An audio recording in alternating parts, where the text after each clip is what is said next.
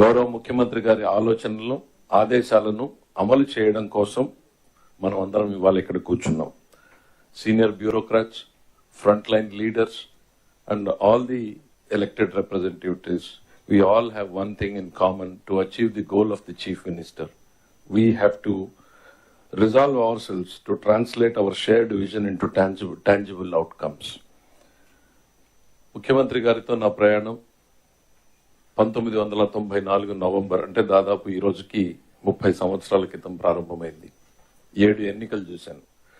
మొదటి సంవత్సరంలో 95లో ముఖ్యమంత్రి గారు ఎంత తపనతో ఆరాటంతో పనిచేశారు. 30 సంవత్సరాల తర్వాత అంతకు మించి రెట్టించినటువంటి తపన ఆరాటం ఇవాళ ఆయనలో చూస్తున్నాం. స్పష్టమైనటువంటి మార్పును గమనిస్తున్నాను. నిత్యం ఆయన వెనకాల నడిచినటువంటి వ్యక్తిగా, ఆయన ఆలోచనలకు అనుగుణంగా పనిచేసినటువంటి వ్యక్తిగా నాకు ఆయనలో ఒక స్పష్టమైన మార్పు కనపడతా ఉంది. ఈ మిగిలినటువంటి జీవితం ప్రజల కోసమే అన్నటువంటి ఒక ప్రధానమైనటువంటి లక్ష్యంతో ప్రతి నిర్ణయంలోనూ ఒక మానవత్వ కోణం ఉండాలి అనే రకంగా ఆయన చేస్తున్నటువంటి ఆలోచన, ఆయన పడుతున్నటువంటి తపన నిజంగా మనందరికి కూడా మార్గదర్శకం కావాలని చెప్పి నేను కోరుకుంటూ ఉన్నా. ఇది సుదీర్ఘ ఉపన్యాసానికి టైం కాదు. Briefly I want to tell what is the state of affairs today. ముఖ్యమంత్రిగా చంద్రబాబు నాయుడు గారు ప్రమాణ స్వీకారం చేసిన రోజున ఆయనకు వారసత్వంగా వచ్చింది ఏంటో మీరు అందరూ కూడా చూశారు. 10 లక్షల కోట్ల రూపాయల అప్పుని తీర్చడానికి అప్పు తేవాల్సినటువంటి పరిస్థితి, అప్పు మీద వడ్డీ చెల్లించడానికి అప్పు చేయాల్సినటువంటి పరిస్థితి. గత సంవత్సరంలో రాష్ట్ర ఆదాయంలో 99% కేవలం జీతభత్యాలకు, పెన్షన్లకు మాత్రమే సరిపోయింది. అంటే ప్రభుత్వ ఇతర అవసరాలు, ఆల్ అదర్ కమిటెడ్ ఎక్స్పెండిచర్ లేకుండానే కేవలం స్టేట్ రెవెన్యూస్ మొత్తం శాలరీస్ కి సరిపోయింది. అంతకు ముందు సంవత్సరాన్ని చూస్తే 107% ఆఫ్ ది శాలరీస్ ఎక్స్పెండిచర్, అంటే శాలరీస్ చెల్లించడానికి కూడా అప్పులు చేయాల్సినటువంటి పరిస్థితి 2 సంవత్సరాల క్రితం ఉన్నటువంటి పరిస్థితి.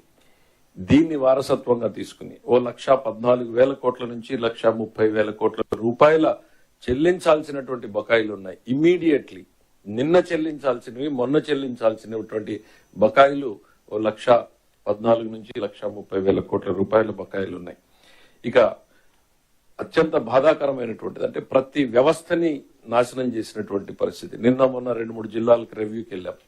100 సంవత్సరాలుగా క్రితం ఉన్నటువంటి ఓ కేసీ కెనాల్ ఒక 5 సంవత్సరాల పాలనలో ఎట్లా డిస్ట్రాయ్ అయింది, ప్రాజెక్టులు ఎట్లా కొట్టుకుపోయాయి, తెగిపోయినటువంటి. అదే కర్నూలుకి వెళ్తే అలగనూరు బ్యాలెన్సింగ్ రిజర్వాయర్ కొట్టుకుపోయింది. 3 కోట్ల రూపాయలు ఖర్చు పెడితే సరిపోయేటువంటిది 3 సంవత్సరాల నిర్లక్ష్యంతో ఇవాళ 42 కోట్ల రూపాయలు ఖర్చు పెట్టాల్సినటువంటి పరిస్థితి.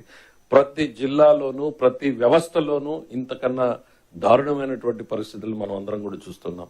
ఇది వారసత్వంగా చంద్రబాబు నాయుడు గారికి వచ్చినటువంటివి. ఒకవైపు రాష్ట్రంలో అప్పులు, మరోవైపు ఆగిపోయినటువంటి ప్రాజెక్టులు, అడుగుపడినటువంటి ముందుకు సాగినటువంటి పనులు, ప్రజల ఆశలు, ఆకాంక్షలు, వేరొకరి వల్ల సాధ్యం కానటువంటి పరిస్థితుల్లో మామూలు వ్యక్తికైతే నిద్ర లేనటువంటి రాత్రులు గడిపేటువంటి వ్యక్తి, ఒక ఆర్థిక శాఖ మంత్రిగా నేను చెప్తా ఉన్నా. ఇవాళ ఈ స్థాయికి రావడంలో ముఖ్యమంత్రి గారితో పనిచేయడం సుదీర్ఘం. నేను కూడా, ఎందుకంటే చాలా మంది యంగ్ ఆఫీసర్స్ ఉన్నారు. I just want to share my thought. What you will learn from him, what they don't teach you in Harvard, what they don't teach you in Stanford, what they don't teach you in IIMs, what they don't teach you in IITs.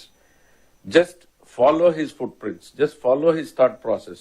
Just observe him, see him.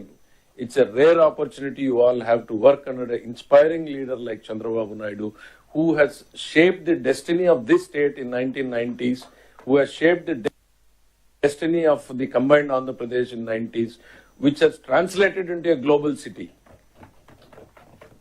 And here again is on a mission to transform this